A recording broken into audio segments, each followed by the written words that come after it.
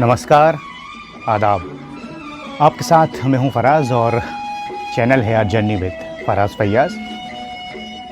ए फूलों की रानी बहारों की मलका, ए नरगिस मस्ताना, बेदर्दी बालमा, छलके तेरी आँखों से। आप ये सोच रहे होंगे कि ये सारे खूबसूरत गीत तो फिल्म आरज़ू के हैं। जी हाँ, बिल्कुल, जो 1965 में रिलीज़ हुई थी। आज उसी की बात करेंगे। राजेंद्र कुमार, साधना जी और फिरोज़ खान। रामानंद सागर की ये फिल्म बेहद कामयाब हर लिहाज से। आरज़ू के पहले राजेंद्र कुमार और साधना मेरे महबूब में आए और क्या खूब लगे, क्या फिल्म थी, क्या गीत थे। फिर आरज़ू के बारे में हमने पहले भी बात की है। आज कुछ और यादें ताज़ा करते हैं दोस्तों। राजेंद्र कुमार और साधना की जोड़ी खूब रही।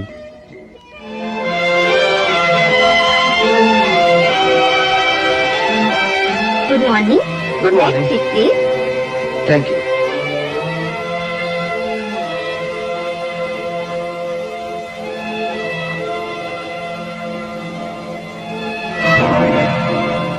देख के नहीं रखा जाता।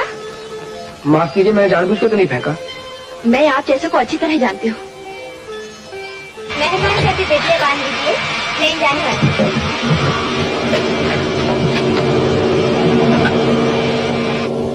मेहरबानी करके मेरी बेटी को छोड़ दीजिए। Thank you.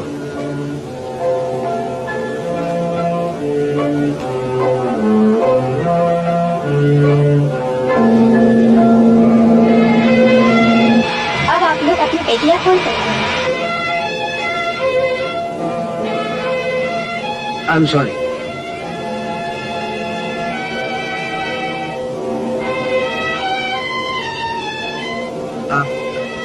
आप अगर बुरा न माने तो मैं मैगजीन देख सकता हूँ? एयर होस्टेस से ले लो। Thank you very much. Behave yourself. Ma'am साहब, मैं तो एयर होस्टेस को बुलाने के लिए ये बटन दबा रहा था। आप दबा दीजिए।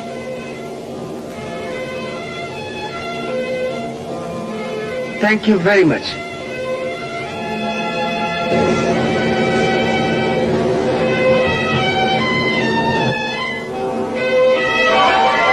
शर्म नहीं आती? मेरा पल्लू क्यों दबा रखा है?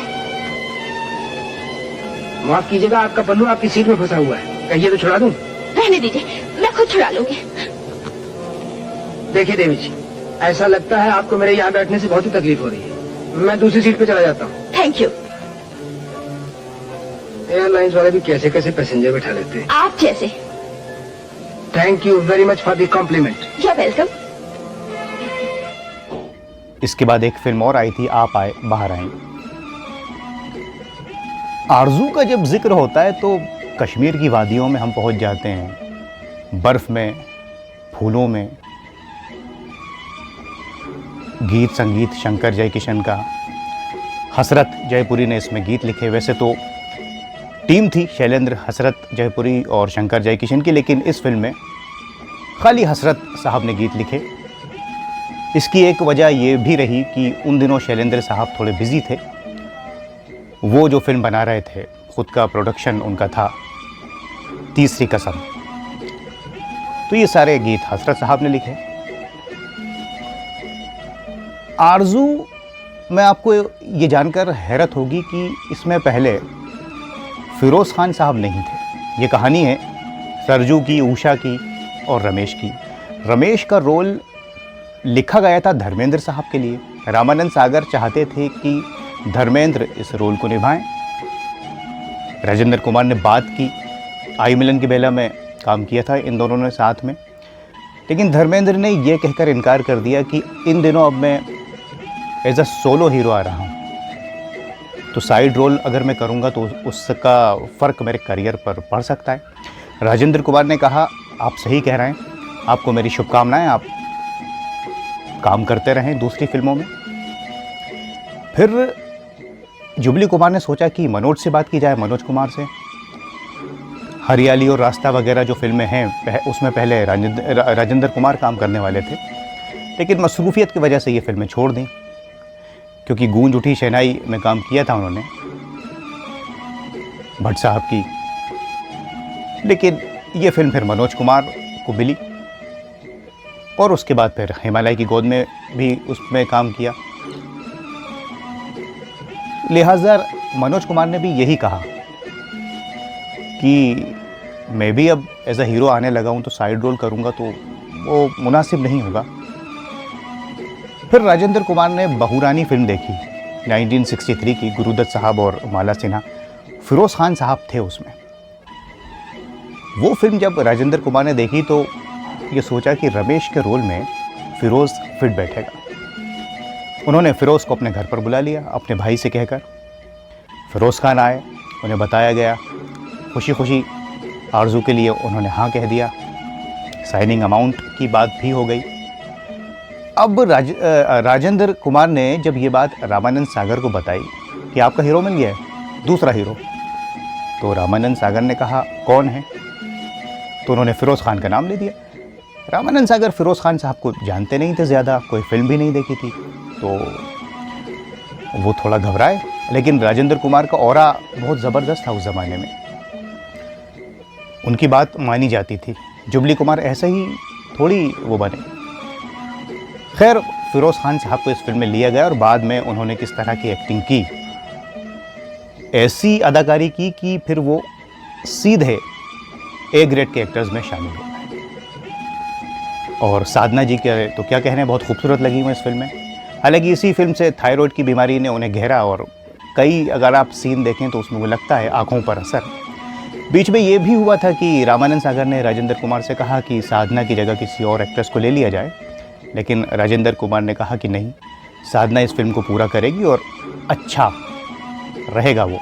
खैर हुआ भी ऐसा ही। फिर ये फिल्म हर तरह से स्टोरी को लेकर, डायरेक्शन हो या गीतों संगीत की तो हमने बात की ही, कितना मकबूल हुआ।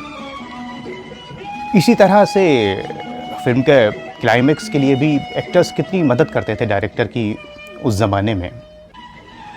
एक तो फूलों की रानी के लिए जो फूल उस पर इस्तेमाल किए गए हैं, वो फूलों का मौसम नहीं था कश्मीर में, तो रामानंद सागर ने वो बाहर से बुलवाए पूरे फूल और पूरा सेट लगाया।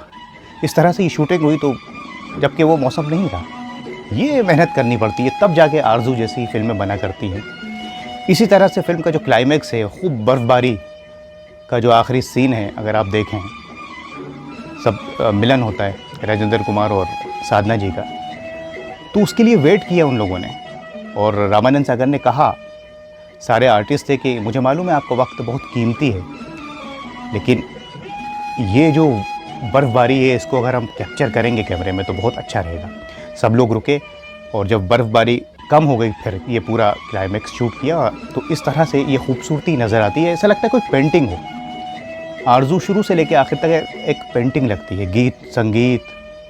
मुस्कुराना गजब हो गया, से मस्ताना, बस इतनी शिकायत है, अजीर उठ कर अब कहाँ जाए, आ जाइएगा हमें पाइएगा, बेदर्दी बाल माँ तुझको मेरा मन याद, छलके तेरी आंखों से शराब।